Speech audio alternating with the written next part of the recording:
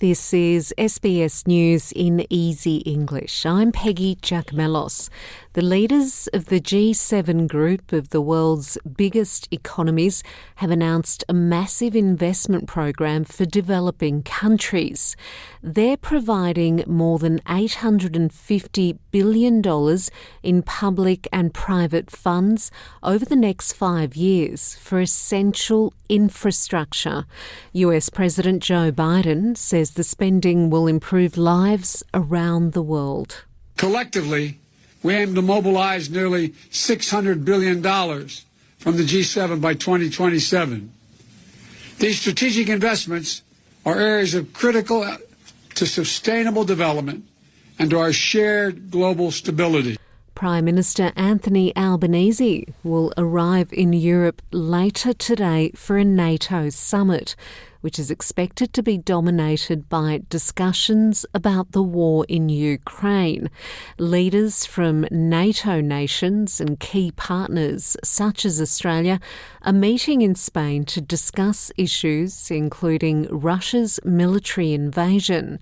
Mr Albanese will also travel to Paris to meet French President Emmanuel Macron and has been invited to visit the Ukrainian capital, Kyiv. He says he is still taking advice on whether or not it's safe to visit Ukraine. We want to make sure that it is safe to do so and that we're not placing Australian service personnel at risk by undertaking such a journey. It certainly is appreciated, the fact that President Zelensky has made this invitation to Australia. Ukrainian President Volodymyr Zelensky has appealed to the people of Belarus to resist cooperating with the Russian military. Belarus hosts Russian military units and is used as a staging ground before Russia invaded Ukraine, but its own troops have not crossed the border. In a video address, President Zelensky spoke of the deaths that have resulted from this latest strike. Russia today again hit Kyiv with missiles early in the morning. The Second Army of the World triumphantly defeated a kindergarten and an apartment building. A man died. He was only 37 years old. There are wounded, among them a girl named Zhenya. She is 7 years old, the daughter of the deceased. Now she is in Okhmadit. Her mother was also wounded. By the way, she is a citizen of Russia. At least 4 people have been killed and hundreds injured after a stand collapsed during a bullfight in central Colombia. The incident happened during an event when members of the public are encouraged into the ring to engage the bulls. There are fears that the death toll will rise further. The Sydney Harbour Tunnel has been closed southbound due to protest action by climate activists. Hundreds of protesters are marching through the Sydney CBD, causing traffic disruptions. The protests have been organised by the group Blockade Australia, who say they are trying to raise awareness about climate change. A man has locked himself onto a car in the Sydney Harbour Tunnel as part of the protest. New research has found that 4 times as many COVID-19 patients were admitted to intensive care during Australia's third wave of the virus compared to the first 2 combined. A higher number of those taken last year required ventilation and a higher percentage of them died. The in-house study was undertaken by Monash University and the Australian and New Zealand Intensive Care Society. And that's SBS News in Easy English.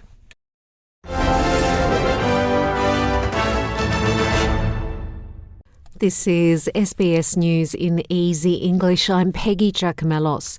Ukraine's President Volodymyr Zelensky has condemned a Russian missile attack on a crowded shopping centre in Kremenchuk, which has now killed at least 13 people and wounded 50 others. The president has called for tougher measures against Russia. Сьогодні вранці я звернувся до Сполучених Штатів Америки із закликом. This morning I appealed to the United States to recognise Russia as a state that sponsors terrorism. The relevant resolution is approved by a US Senate committee and a legal decision can be made by the State Department. And such a decision is clearly needed and it must be supported by the entire democratic world. I told this to the participants of the G7 summit which took place in Germany. The G7 group of nations has also condemned the attack, releasing a statement on the second day of their summit, which said that attacks on innocent civilians constitute a war crime. NATO has announced plans to increase the number of Allied troops on high alert in Europe ahead of its summit in Madrid. NATO Secretary-General Jens Stoltenberg says the troop increase of around 300,000 is a necessary response to Russian government aggression. Our new concept will guide us in an era of strategic competition. I expect it will make clear that allies consider Russia as the most significant and direct threat to our security. 3 more people have died in a toxic gas leak at a port in Jordan. Around 250 people were injured in the leak, which happened when a gas tank was being transferred from a truck to a ship in the southern port city of Aqaba. Authorities have sealed off the area and specialists have been sent to address the situation. Jordan's Prime Minister, Bishr al-Kassawane, says an inquiry has been launched. I assigned the Minister of Interior to lead a team to conduct an investigation into the incident and, of course, His Majesty the King is following up with us step by step.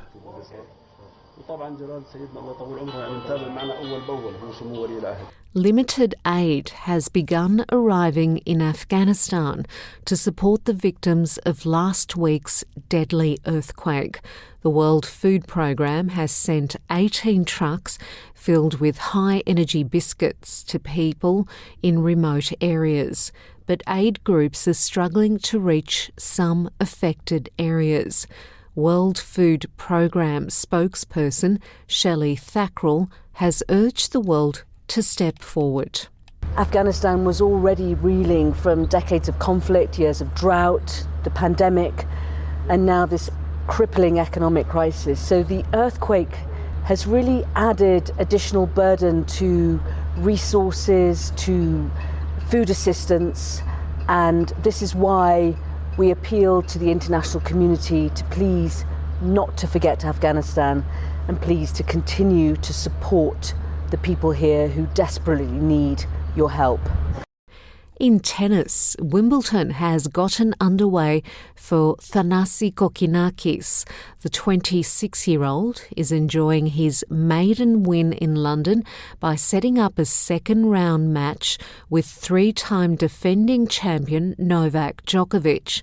Meanwhile, Australian tennis star Nick Kyrgios would like to see the tournament's almost entirely white dress code change. I mean, I always want to wear all black, obviously. But, you know, it's just, I don't think it's something that's going to change. But, I don't know, I think it'd be cool to, allow, a black headband or a black sweatband. I think it would look cool, but obviously Wimbledon doesn't really care what looks cool. And that's SBS News in Easy English. You're listening to SBS News. This is SBS News in Easy English. I'm Peggy Giacomellos. Ukraine is calling for Russia to be expelled from the United Nations.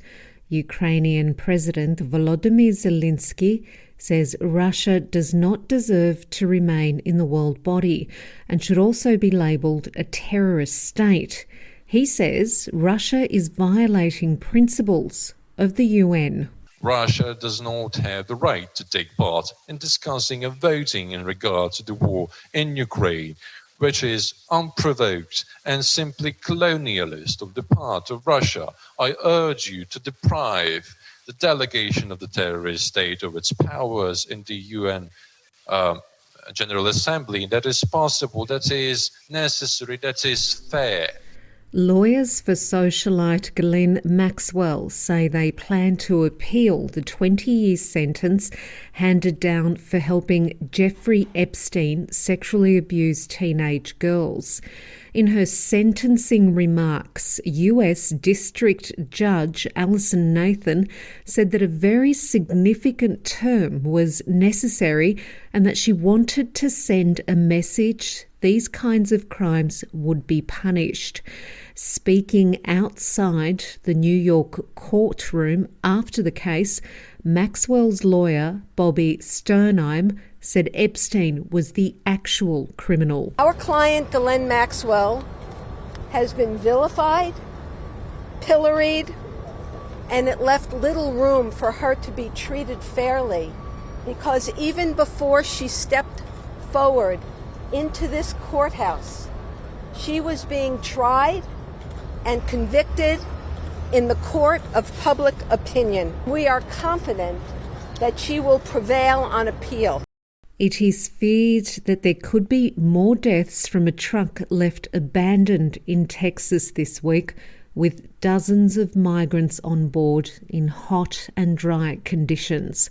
Already 51 people are confirmed to have died in the tragedy. Some of the survivors who remain in hospital are in critical condition. The deceased migrants, 39 men and 12 women, were discovered in the South Texas city of San Antonio, where temperatures reached a high of 39.4 degrees Celsius. Senator Penny Wong will meet with business leaders in Kuala Lumpur on the final stage of her trip to Malaysia before visiting her birthplace of Sabah on the island of Borneo.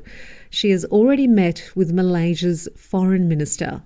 The Australian foreign minister says a range of issues were discussed, including the issue of nuclear submarines. What we are doing is replacing an existing capability with a new capability, and that is nuclear-powered submarines. So, the propulsion system is powered by nuclear power, but we remain very clear that we do not seek, and nor would we ever seek to have any nuclear capability on our submarines. To tennis, and Serena Williams has been knocked out of Wimbledon in the first round, going down to French player Harmony Tan in a centre court epic.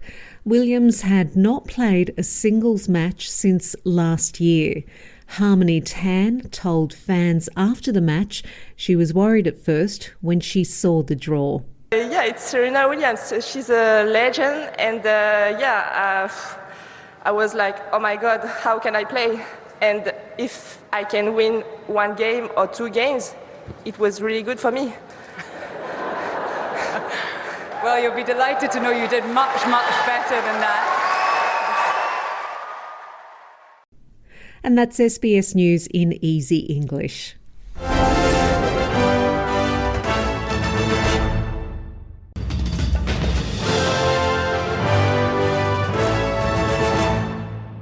This is SBS News in Easy English. I'm Peggy Giacomellos. Russia says it will monitor concerns that it poses a threat to the security of Europe.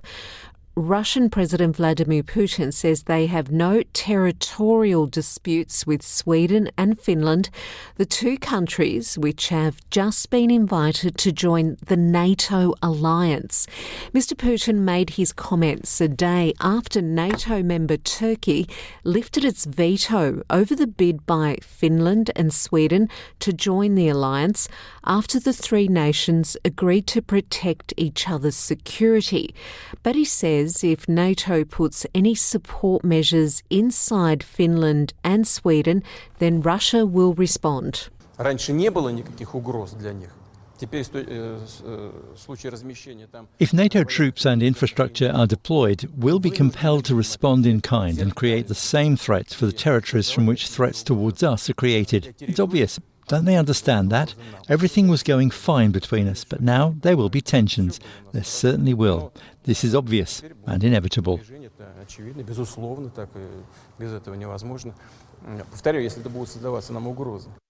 A hot truck where 51 migrants were found dead in the US state of Texas had been stopped at an earlier point by border security officials but was not inspected. Texas Governor Greg Abbott has blamed a lack of funding for border security on the failure to look inside the truck. He has announced additional checkpoints for trucks to be established on the state's highways despite a lack of funding to do so. As you all surely know, the truck passed through a border point checkpoint. It was not inspected. It was not inspected because the Border Patrol does not have the resources to be able to inspect all of the trucks. And as a result, the Border Patrol did not have the capability of saving those lives. The World Health Organization says it is deeply worried about the ongoing monkeypox outbreak. Since the 17th of June, 1,310 new cases have been reported to the agency, with 8 new countries reporting monkeypox cases, bringing the total number of confirmed cases to more than 3,400. Dr. Abdi Mahamud from the WHO says there are now fears the virus will move into high-risk groups such as pregnant women, the ill and children. We are aware about 2 cases in UK and we are following up with Spain and France. And when we say children are less than age of 18, some of them may be male of 17, 18, we'll share. So as of now, we don't have any severe cases, but it's an age group that we are really concerned about. New South Wales schools will be closed today as teachers take strike action just a day before 2 weeks of school holidays are due to begin. Thousands of teachers have marched in Sydney's CBD this morning, angry over pay conditions and teacher shortages. Federation President Angelo Gavrielatos says teachers have no other choice but to strike. Our most recent meeting with the government has not produced any breakthrough. They're failing to move on salaries and they're failing to even respond to the urgent need to address your workload, your crippling workload. This is not sustainable. Sydney's public transport network is also seeing delays, with train drivers continuing their industrial action today. The Rail, Tram and Bus Union wants the government to make safety changes to the state's new Korean-made train fleet. The union has a verbal commitment from the Transport Minister to spend $264 million on the changes, but union officials say they want to see the complete package and commitment in writing before industrial action can be called off. And that's SBS News in Easy English.